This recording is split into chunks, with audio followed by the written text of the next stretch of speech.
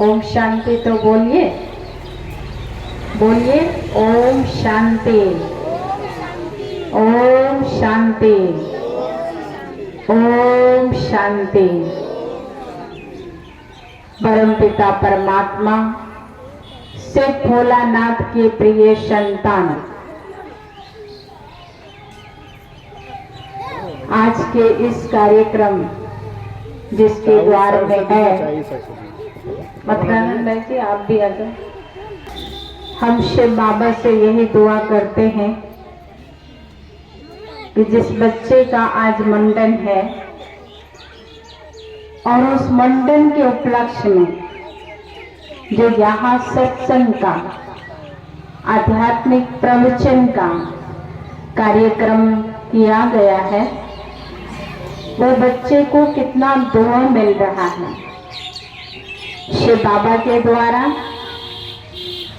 हम सभी बहनों के द्वारा और यहाँ आने वाले समस्त भाई बहनों, माताएं बहनें, बाबूजी, बच्चों के द्वारा।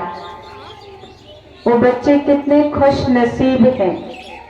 मुंडन तो सबके होते हैं, पर उस मुंडन पर परमात्मा शिव बाबा का ज्ञान का उच्चारण हो रहा है। ज्ञान का क्या हो रहा है? श्रवण हो रहा है, उच्चारण हो रहा है।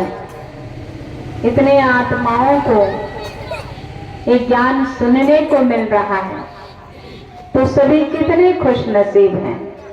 और वो बच्चे के माता पिता, परिवार भी कितने खुश नसीब हैं। यहाँ के प्रोग्राम से पहले हमारे हरिश्चंद्र भाई जी के घर पे हरिश्चंद्र भाई जी का बेटा सुमन भाई, जो स्टूडेंट भी है और टीचर भी, पढ़ते भी हैं, पढ़ाते भी हैं। कोचिंग का उद्घाटन हुआ बाबा की याद में,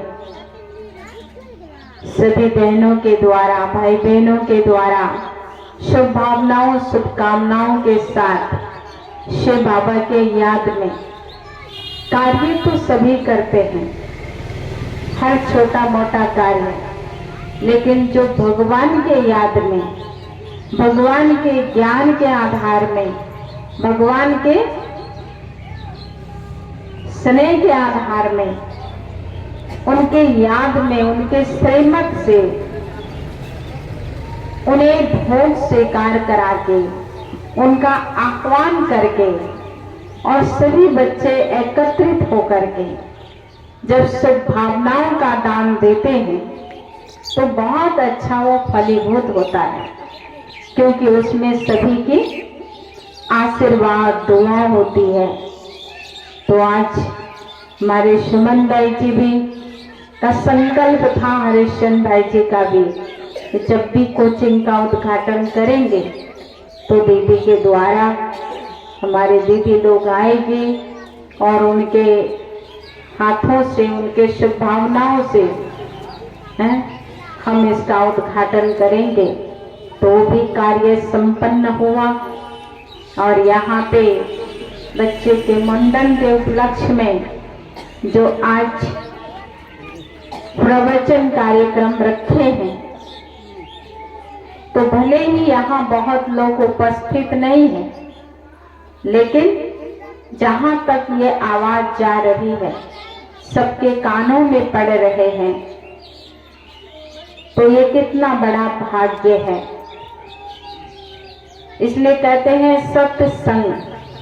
सत्य का संग का मतलब होता है जो सत्य पिता परमात्मा है, उसके सत्य महावाक्य का श्रवण करना, ये सत्संग है।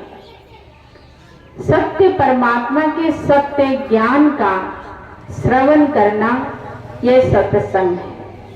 परमात्मा शिव को सत्यम शिवम सुंदरम भी कहा गया है।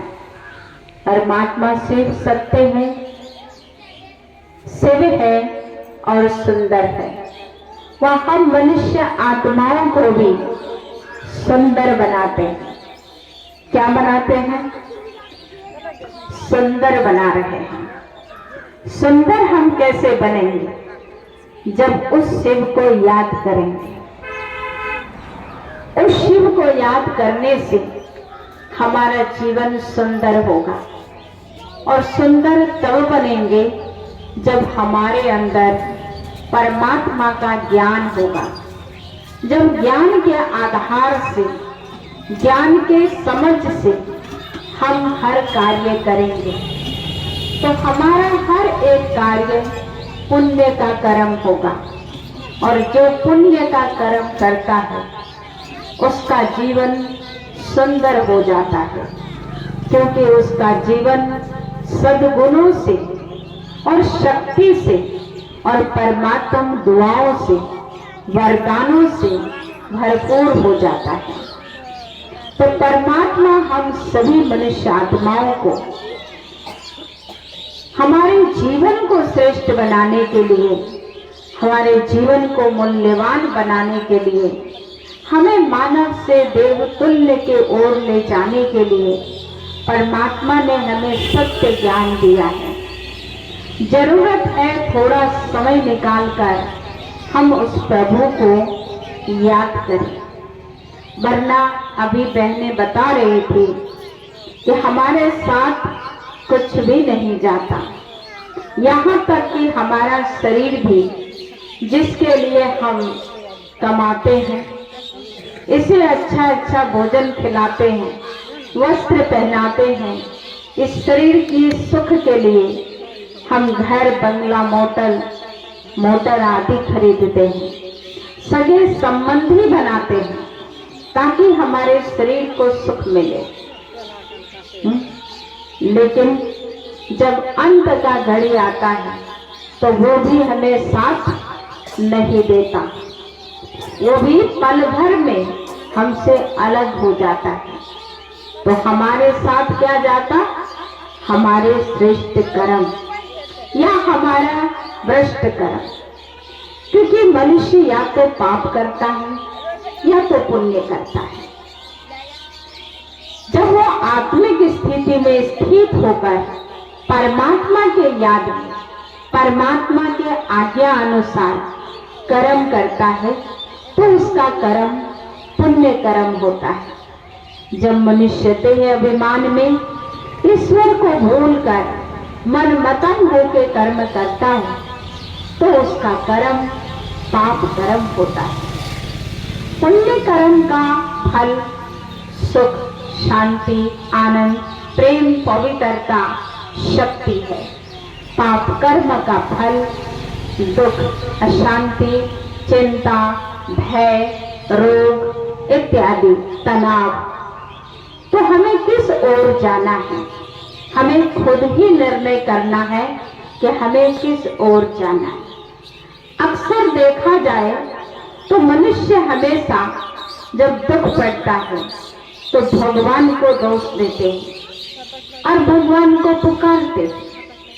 सबसे पहले तो भगवान को पुकारते, हे भगवान अभी मेरे को शक्ति दे दो, मेरा कल्याण करो, मेरी रक्षा करो, मुझे मदद दो। लेकिन जब हमारी कामनाएं पूरी नहीं होती तो फिर हम भगवान को क्या करते हैं? गालियां भी देने लगते हैं। क्योंकि एक भगवान भी तो है जिसको आप गाली देंगे तो वो आपके पास आके आप पर मुकदमा नहीं करेगा। आप किसी बच्चे को, अपनी पत्नी को, अपने भाई को, माँ बाप को या पड़ोस को गाली देके तो देखो क्या क्या हो सकता है। लेकिन हम सोचते हैं कि परमात्मा को गाली देने से उसका प्रत्युत्तर तो नहीं आ रहा, इसलिए जितनी मर्जी उसको गाली दे दो। लेकिन परमात्मा तो परमात्मा है, वो तो हमारे एक एक शब्दों का रिकॉर्ड रखता है, हमारे एक एक कर्म का रिकॉर्ड रखता है। उसके पास तो हम सब की कर्मों का खाता है। हम उठते हैं, बैठते हैं, चलते हैं, फिरते हैं, जो भी कर्म करते प्रत्यक्ष रूप से या अप्रत्यक्ष रूप से, सबके सामने या अकेले में, वो हमारे हर कर्मों का रिकॉर्ड परमात्मा के पास होता है। ही परमात्मा